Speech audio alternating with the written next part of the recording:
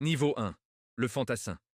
Tu as 19 ans. Tu sors tout juste de l'ENSOA, l'École nationale des sous-officiers d'active, à Saint-Mexan-l'École dans les Deux-Sèvres. Cheveux ras, treillis, camouflés. Tu te lèves à 4h30, tu cours, tu fais des pompes, tu marches. Tu apprends à tirer. Tu apprends à obéir. Tu apprends que dans l'armée, un ordre ne se discute pas, il s'exécute. Tu es promu sergent. Salaire, 2 400 € net par mois. Tu es dans l'armée. Mais l'armée a des couches. Et la couche que tu veux n'apparaît dans aucune brochure de recrutement. Tu en as entendu parler pour la première fois dans un couloir de caserne. Un adjudant-chef plus vieux que toi. Le regard posé, la parole rare. Il avait un béret dans son sac, différent des autres, vert foncé, presque noir. Tu lui as demandé ce que c'était. Il t'a répondu d'un seul mot. Commando. Tu as cherché, tu as lu, tu as trouvé la devise. Nemo me impune lacécite. Nul ne me provoque impunément. Et en dessous, la mission. Agir en profondeur, dans l'obscurité, là où les autres ne vont pas. Tu veux ce béret. Niveau 2, le volontaire. Pour rejoindre les commandos marines, tu dois passer par le centre d'entraînement des commandos, le CEC, à Collioure, au pied des Pyrénées, face à la Méditerranée. C'est là que ça se passe depuis 1946. Le berceau. Prérequis. Être militaire d'active, avoir minimum 1 an de service, passer les tests d'aptitude physique, course, marche avec charge, natation, plongée en apnée. Et surtout, être volontaire. Personne ne t'oblige. C'est la règle fondamentale. Tout ce qui va arriver à partir de maintenant, tu l'as choisi. Tu passes les tests. Examen médical, évaluation psychologique, entretien de motivation, accepté, durée du stage, 14 semaines. Taux de réussite, 20%. Sur 100 candidats, 80 repartent avant la fin. Le premier jour, on te remet un béret vert, le même que celui dans le sac de l'adjudant-chef. Tu le reçois, tu le ranges. Tu ne peux le porter que si tu arrives au bout. Si tu abandonnes, tu le rends. S'il t'élimine pour insuffisance, tu le rends. Ce béret est une promesse. Tu le portes sans pouvoir le mettre sur ta tête. 14 semaines, niveau 3, la destruction. Les premières semaines ont un seul objectif, te casser. Réveil avant l'aube, course avec sac de 30 kilos, exercice jusqu'à vomir. Tu vomis et tu continues. Nage en eau froide. Reptation dans la boue. Port de tronc en équipe. Tu recommences. 3 heures de sommeil par nuit. La nourriture est rationnée. Tu fais des pompes pour un morceau de pain, des abdos pour un verre d'eau. La faim devient une compagnie. L'épuisement devient une routine. Les candidats commencent à tomber. Premier jour, 2 abandons. Première semaine, 10. Deuxième semaine, 15 de plus. Tu vois des mecs plus grands que toi, plus musclés, mieux préparés sur le papier, demander à partir. Ce n'est pas le corps qui lâche en premier. C'est la tête. Le corps obéit jusqu'à la mort, la tête abdique bien avant. Les moniteurs le savent, c'est pour ça qu'ils attaquent la tête. Ils te réveillent en hurlant. Ils te retirent le plateau que tu avais déjà en main. Ils te font refaire un exercice exécuté parfaitement. Ce n'est pas du sadisme, c'est un test. Ils ont besoin de savoir si tu fonctionnes quand tout conspire contre toi, quand tu as froid, quand tu as faim, quand tu n'as pas dormi depuis 72 heures. Si tu fonctionnes dans ces conditions, tu sers. Sinon, tu rentres chez toi. Simple. Niveau 4. Les environnements. Le stage commando est le seul cursus militaire français qui t'entraîne dans des environnements radicalement différents. Montagne, désert, zone humide, forêt équatoriale, milieu urbain. Chaque phase est un enfer différent. La montagne, les Pyrénées ou les Alpes.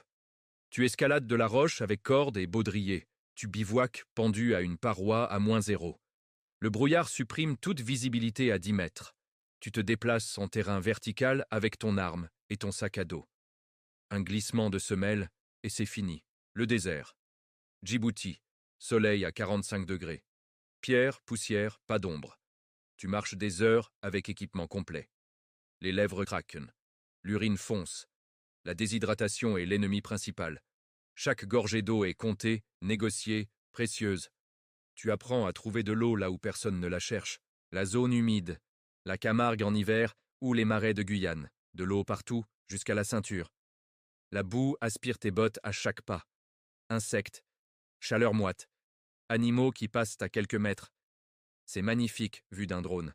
À pied, avec faim et sans sommeil, c'est le purgatoire. La forêt équatoriale, la Guyane française, le biome le plus brutal. Tu fais ton stage de survie en forêt dense, à des heures de toute civilisation. Tu manges ce que la forêt donne. Serpents, insectes, larves, racines, fruits que tu n'as jamais vus de ta vie. Tu bois l'eau récoltée sur les feuilles. Tu dors dans un hamac entre deux arbres sous une pluie qui ne s'arrête jamais. L'humidité pourrit tout, ton treillis, tes bottes, ta peau. Des champignons dans des endroits que tu ne savais pas avoir. La forêt ne t'attaque pas, elle te consomme lentement. Le milieu urbain. Dans des décors reconstitués, tu apprends le combat en zone construite. Entrer dans un immeuble, nettoyer une pièce, neutraliser une menace, protéger un otage. Tout en quelques secondes. Couloir sombre, porte fermée, escalier en colimaçon. Chaque porte peut cacher un otage ou une arme braquée sur toi. Tu décides en une demi-seconde. Si tu te trompes, des gens meurent. Niveau 5. Les techniques. Un commando marine sait tout faire pour opérer en profondeur, loin de tout soutien. Armement. Pistolet, HK416, FN Minimi, fusil de précision. Tu tires debout, à genoux, couché, en mouvement, dans le noir. Tu connais chaque arme au toucher. Démontage et remontage les yeux bandés. Explosif. Tu montes une charge, calcules la puissance, poses le détonateur. Tu détruis un pont, un véhicule, une infrastructure. Tu improvises avec ce que tu trouves sur le terrain. Un commando transforme le disponible en outil de destruction. Communication. Radiotactique. Cryptage de campagne. Satellite. Tu montes une antenne en forêt, transmets un message codé, démontes tout en minutes sans laisser de traces. Combat rapproché.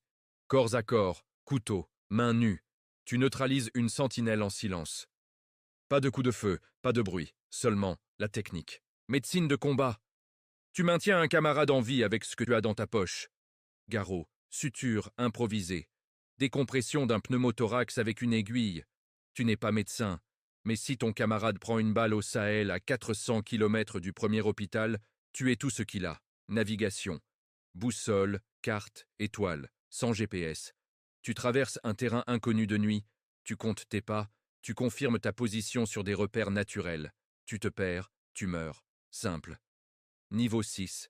Le parachutiste. Tout commando marine est breveté parachutiste. Tu as déjà sauté avant le stage commando, mais ici, c'est différent.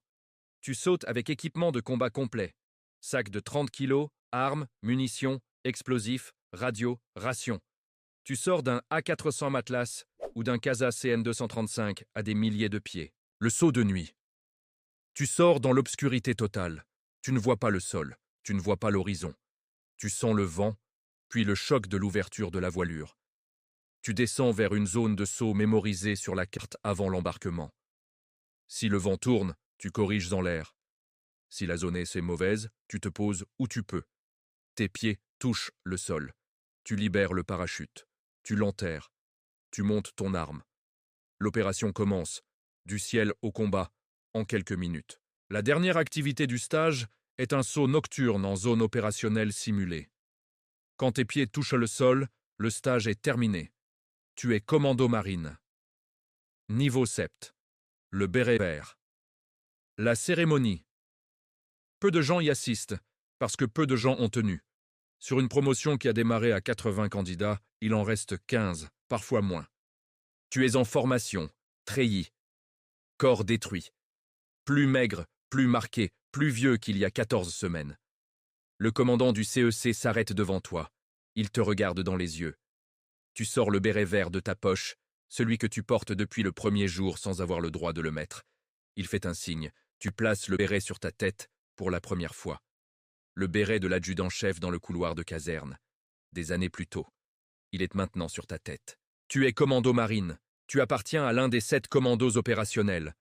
Jaubert, Trépel, Hubert, de Montfort, Penfantenio, François, Ponchardier, basés à Lorient, en Bretagne, sous l'autorité du commandement des opérations spéciales. La devise « Nemo me impune la cécite », ce n'est pas une accroche marketing, c'est la description de ton travail. Niveau 8, l'opérateur. Ta mission principale, L'action directe. Pénétrer en profondeur en territoire hostile, atteindre un objectif de haute valeur et sortir. Sans appui rapproché, sans renfort immédiat, sans évacuation garantie. Tu opères en équipe de 12 à 15 hommes, autosuffisante. Chacun a une spécialité. Tireur de précision, artificier, communicant, infirmier de combat, navigateur. Tous savent tout faire. Chacun est expert en une chose. L'équipe s'infiltre par terre, air ou mer. Elle marche des heures en forêt sans être détectée. Elle plonge depuis un sous-marin pour remonter sur une côte ennemie. Elle saute de nuit, atteint l'objectif, exécute, sabotage, destruction, embuscade, capture, et repart. La sortie est la phase la plus dangereuse, parce qu'à ce moment, l'ennemi sait que vous êtes là. Tu t'entraînes sur ce scénario chaque semaine. Terrain différent, menaces simulées différentes. La répétition est ce qui sépare l'opérateur qui revient de celui qui ne revient pas. Niveau 9. La mission réelle, le Mali. Opération Barkhane, 2013 à 2022. La France a déployé ses forces spéciales dans le Sahel pour combattre les groupes armés affiliés à Al-Qaïda et à l'État islamique. Les commandos y sont allés. Gao, Kidal, Thessalite, désert, chaleur, poussière. L'ennemi n'a pas d'uniforme. Il porte une djellaba et des sandales et cache une kalachnikov sous son manteau. L'homme qui vend des dates sur le marché peut être un formateur. La moto qui roule trop vite peut être un kamikaze.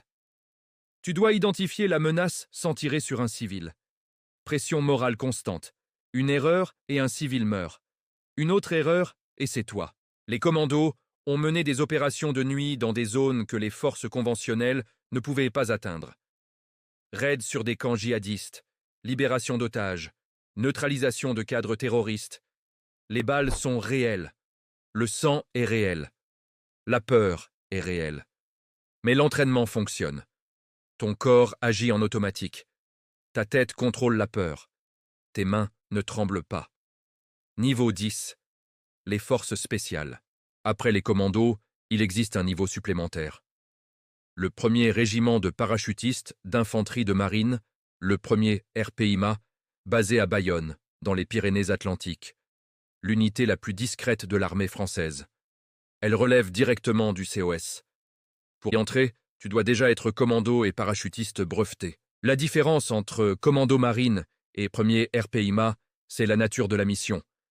Les commandos font de l'action directe. Entrer, détruire, sortir. Le premier RPIMA fait de la guerre irrégulière. Infiltration longue durée. Renseignement humain. Organisation de résistance locale. Tu opères des mois derrière les lignes ennemies en te fondant dans la population civile. Tu apprends les langues, la culture, les codes sociaux. Tu recrutes, tu formes. Tu transformes un agriculteur du Sahel ou un pêcheur guyanais en combattant de l'ombre. Si un jour quelqu'un envahit la Guyane française par la forêt, c'est toi qui organises la résistance. C'est toi qui transformes un riverbain en guerriero. C'est toi qui disparais dans la jungle pour des mois et qui réapparaît quand l'ennemi s'y attend le moins. La forme de guerre la plus ancienne et la plus redoutable. Niveau 11. Le chef 15 ans de service. Tu es officier supérieur. Tu commandes un détachement, puis une compagnie. Tu planifies des opérations que d'autres vont exécuter. La vie de chaque opérateur dépend de ce que tu as tracé sur la carte. Tu formes la prochaine génération au CEC de Collioure. Les nouveaux volontaires arrivent avec le même regard brillant que tu avais. Tu sais en les regardant qui va tenir. Pas au physique, à l'attitude, à la manière dont ils réagissent quand tout part de travers, exprès. Tu deviens moniteur de stage. C'est toi maintenant qui casse, toi qui retire le plateau, toi qui hurle à 3 heures du matin, toi qui observe qui abdique et qui reste. Et quand un candidat rend son béret vert et repart, tu le sens, parce que tu te souviens de la nuit où tu as failli rendre le tien. Niveau 12, le vétéran. Tu quittes le service. 20 ans. Le corps a payé. Les genoux, le dos, les épaules. Chaque saut a un impact. Chaque marche use. Chaque environnement a laissé une marque. Les Pyrénées t'ont marqué les rotules. La Guyane a mangé tes articulations. Djibouti a brûlé ta peau. Les marais ont bouffé tes pieds. Tu rentres chez toi. Ta famille a tenu. Beaucoup de tes camarades n'ont pas eu cette chance. Des mariages qui n'ont pas survécu aux semaines d'absence sans explication. des enfants qui ont grandi sans père présent. Quand quelqu'un te demande ce que tu faisais dans l'armée, tu réponds « infanterie de marine ». Ils imaginent des défilés du 14 juillet et des képis bien ajustés. Ils n'imaginent pas le saut nocturne au-dessus de la forêt guyanaise avec 30 kilos dans le dos. Ils n'imaginent pas l'embuscade de nuit au Sahel sous 42 degrés. Ils n'imaginent pas 10 jours de survie en forêt équatoriale à manger ce que la jungle veut bien donner. Le béret vert est dans un tiroir de ta chambre, plié, usé, décoloré par 20 ans de service. Parfois tu ouvres le tiroir, tu le regardes, tu ne le mets pas, tu le regardes. Parce que ce béret, c'est tout ce que tu as été. Et tout ce que tu ne pourras jamais raconter dans le détail. Et quelque part à Collioure, au CEC, un sergent de 22 ans reçoit aujourd'hui un béret vert pour la première fois. Encore neuf, encore propre. Il le glisse dans sa poche. Il ne peut pas encore le porter. Il a 14 semaines devant lui. Il n'a aucune idée de ce qui l'attend, mais il va le découvrir.